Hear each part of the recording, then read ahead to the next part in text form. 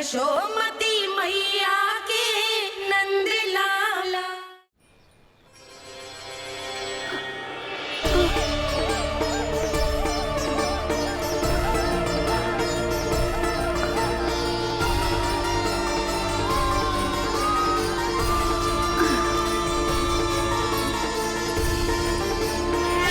ये क्या हो रहा है? अभी ऐसा लगा जैसे किसी ने टोकरी उठाने में मेरी मदद की हो।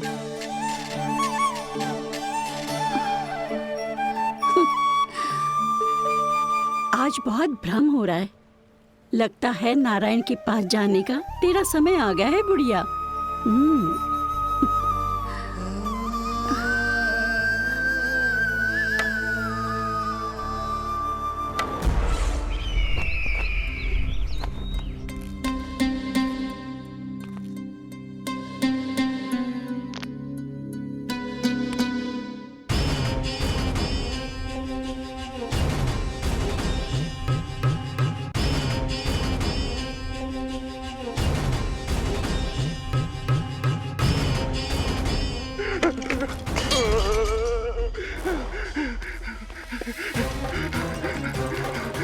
ये मुझसे क्या करवा दिया?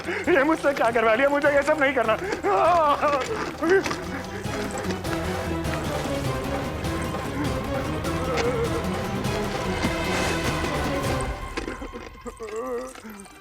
मुझे नहीं रहना यहाँ, मुझे नहीं रहना। मुझे जाने दो, मुझे क्षमा कर दो, मुझे क्षमा कर दो, मुझे जाने दो।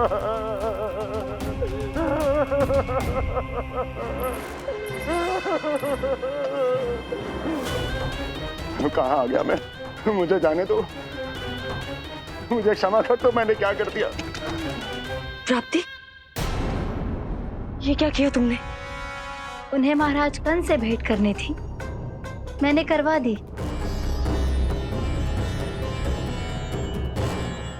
मैं तो कभी कल्पना भी नहीं कर सकती थी कि तुम, पर ये सब अकेले कैसे किया तुमने? फिर कभी संदेह मत करना मुझ पर। मुझे जाने दो, मुझे जाने दो। पर इसकी दशा तो देखो, ये तो कल सुबह तक ठीक हो जाएगा ये।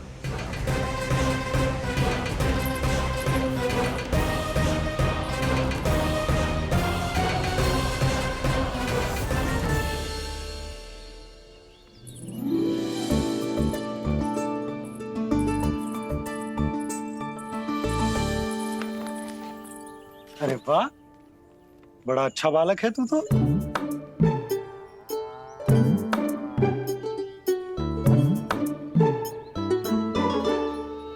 अच्छा पालक बनने में तो बहुत ही आनंद आ रहा है। आइए आइए। नारायण नारायण नंदराज जी। नारायण नारायण। बिराजी आप।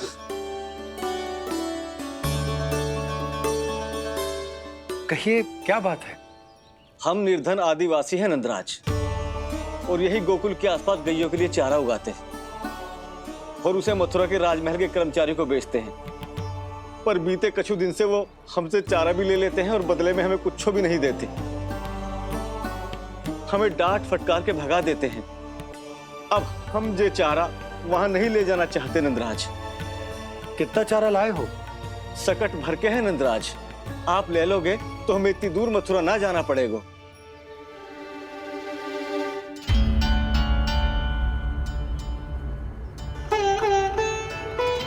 इतने चारे के बदले एक बोरी चावल पर्याप्त होंगे आप सबको? ये तो बहुत अधिक है नंदराज। हमारे लिए तो चावल की आधी बोरी ही पर्याप्त है।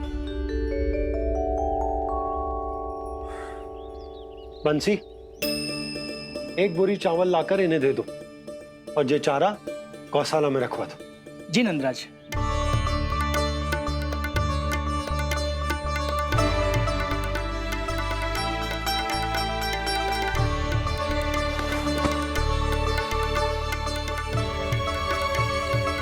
हमारी सहायता करने के लिए बहुत बहुत धन्यवाद नंदराज जी।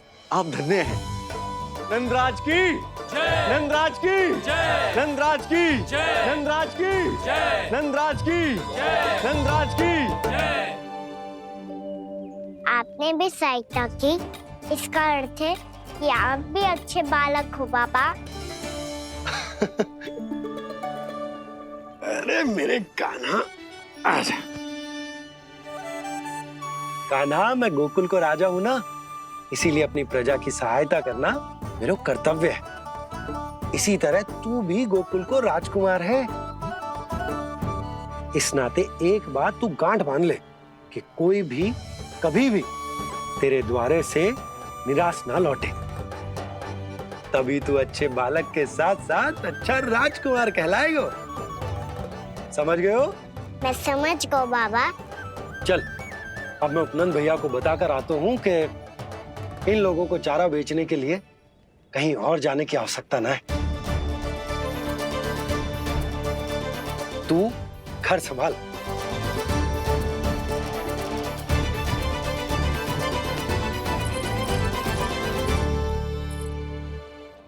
जो मैं सोच रही हूँ, क्या आप भी वही सोच रही हैं प्रभु? यशोदा भाभी, तनिक किधर तो देखो। कितना चारा लाए हो? कितने चारे के बदले 1 बोरी चावल प्राप्त है। फल ले लो, फल, मीठे मीठे फल। सुगंधी इतनी बढ़िया है तो फल कितने मीठे होंगे।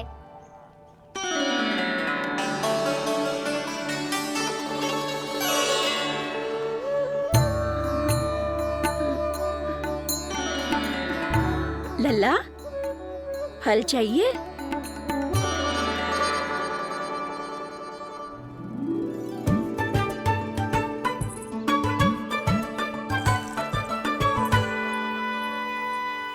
कहाँ चली जशोदा जी? देखने तो दो, कान्हा क्या करता है। तनिक ठहरो तो सही। अरे पर क्यों? आपको अपने अच्छे बालक पर विश्वास ना है? विश्वास क्यों ना है? अवश्य है।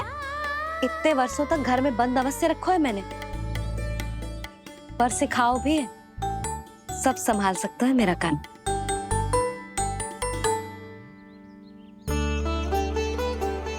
संभाल लियो लल्ला, अपनी मैया की लाज रखियो।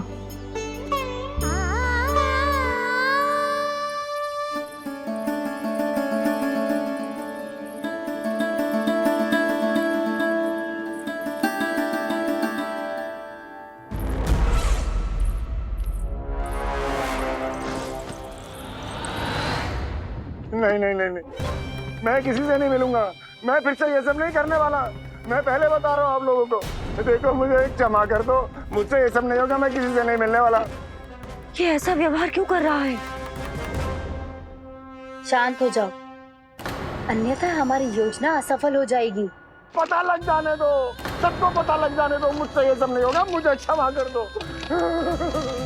क्या पता चल जाने दो महाराज कंस।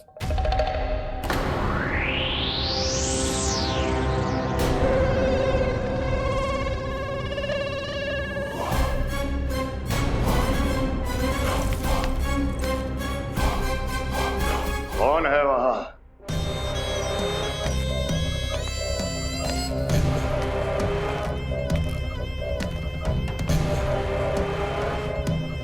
आपने बाणासुर को नहीं पहचाना महाराज, और आप दोनों ने अपने स्वामी के परम मित्र और सबसे विश्वसनीय साथी को नहीं पहचाना।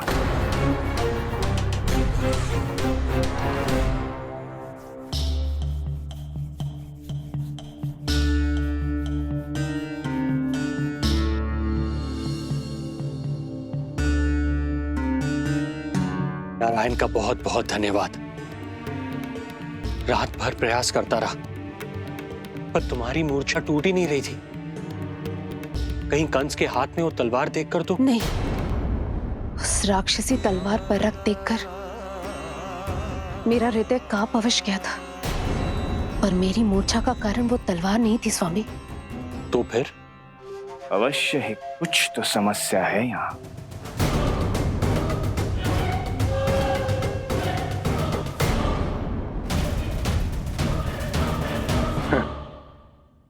मित्र बाणासुर, बड़े दिनों बाद भेंट हो रही है और कंस के रहते कभी कोई समस्या हो सकती है क्या?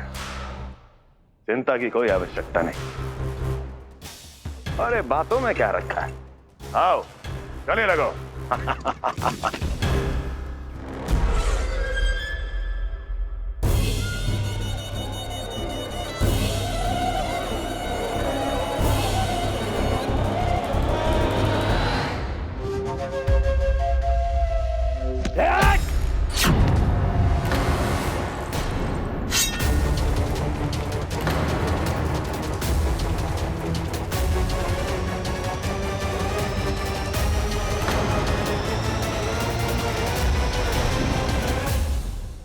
महाराज, कंस की भुजाओं की पकड़ अजगर की जकड़ से भी अधिक कठोर होती है। तुम कंस नहीं हो। मित्र बाणासुर, ये तुम क्या कर रहे हो? भय से कपकपाना यह सिद्ध करता है कि तो कंस कहलाने के योग्य भी नहीं है। सत्य बता, कौन है तू? मेरी मूर्छा का कारण था वो व्यक्तित्व, रक्त से सनी तलवार जिसके हाथों में थी।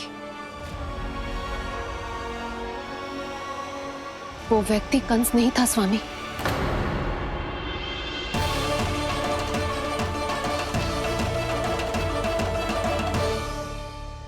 बिल्कुल सही पहचाना आपने।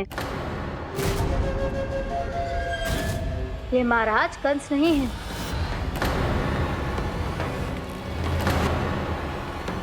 यदि वो कंस नहीं था तो फिर था कौन? ये है राष्ट्रपाल, कंस का भाई, मेरे सीधे साधे भैया राष्ट्रपाल।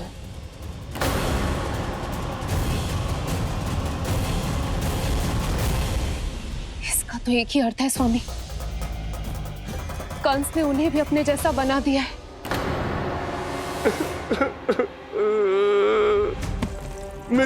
नहीं, भ्राता बाणासुर, मैंने कुछ नहीं किया, मुझे क्षमा कर दो।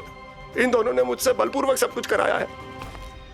क्या करवाया और कहां है मेरा मित्र कंस?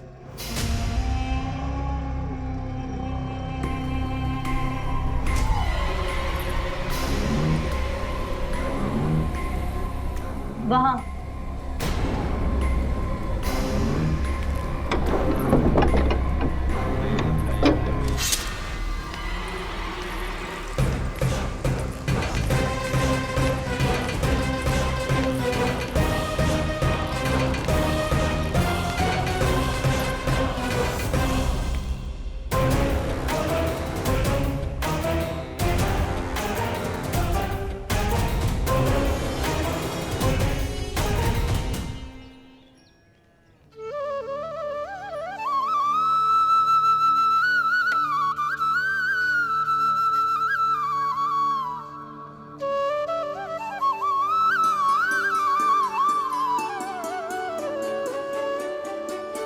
तुझे सच्ची में फल चाहिए ना?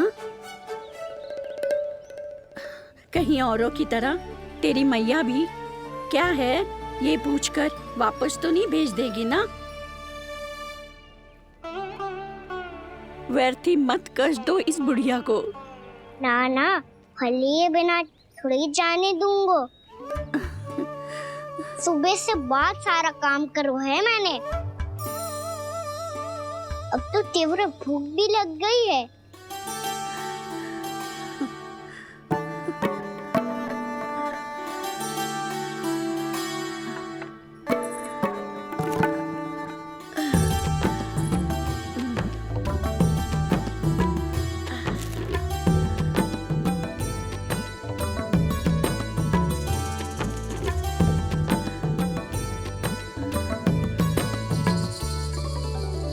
स्वयं तो इतना सा है, कोई इतनी बड़ी टोकरी संभाले चलो है।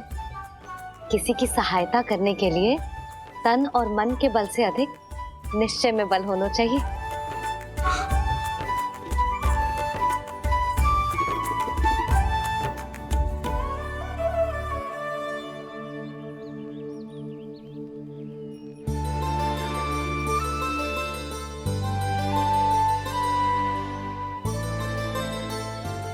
ये तो नंद भवन है ना?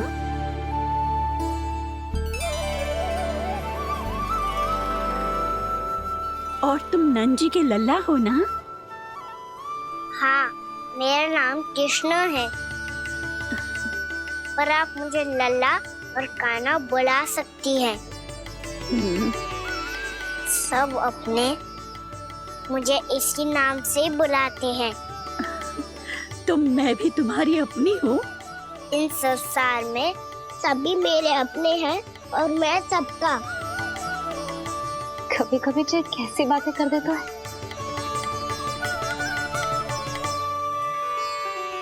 जितना सुना था तेरे बारे में, तू उससे भी अधिक अच्छा है लल्ला। सच्ची? तब इस प्यारे से लल्ला को फल तो दो। कब से खड़ा हूँ, बहुत भूख लगी है मुझे। हाँ हाँ, बताओ कौन सा फल खानू है? केला, आम या अमरूद?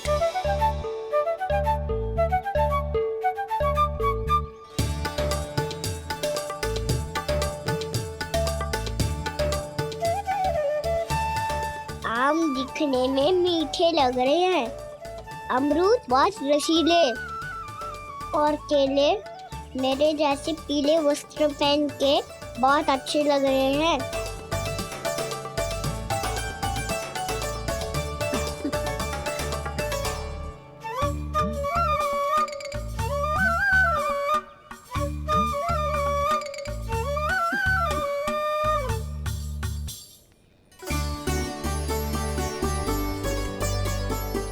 तो फिर कौन सा लूं? मुझे तो सारे के सारे चाहिए। लगता है मुझे जानो चाहिए मोल भाव कराने। देख तो लो, आपका कहना कर क्या रो है, पता चल जाएगा जो कितना सयानो है। सयाना तो बहुत है कान्हा, स्वयं देख लेना। हाँ पक्का, मुझे तो सारे फल ही अच्छे लग रहे हैं। तो सारा ही ले लो। पर ये तो बताओ कि इसका मूल्य क्या दोगे? मूल्य ये क्या होता है? जब कोई वस्तु लेनी होती है ना, तो उसके बदले में कुछ देना होता है लल्ला, उसको मूल्य कहते हैं।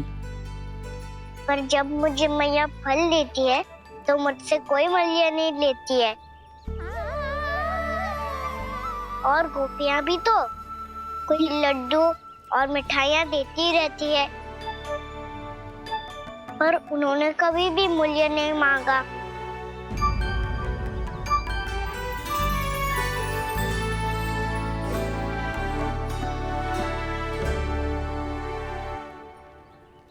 मैं भी कैसी हूँ, एक नन्हे से बच्चे से मूल्य मांग रही हूँ। जी तो कर रहा है सब कुछ न्यौछावर कर दूं इस पर। ये फलों की टोकरी क्या है?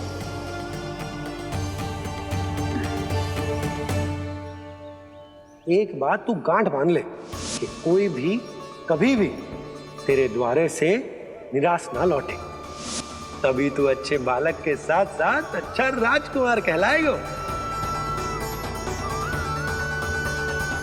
आप निराश ना हो, मैं आपके लिए अभी मूल्य लेकर आता हूँ।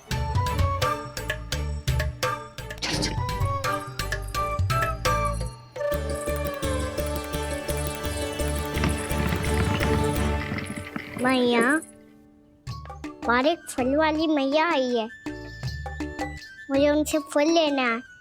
मैं उन्हें क्या मूल्य दूं? इस संसार में कोई भी वस्तु लेनी हो तो उचित मूल्य चुकाना तो पड़ता है। जे पाठ तो इसे सिखाना ही होगा। लल्ला, कुछ पानो है तो कुछ देना भी पड़ेगा।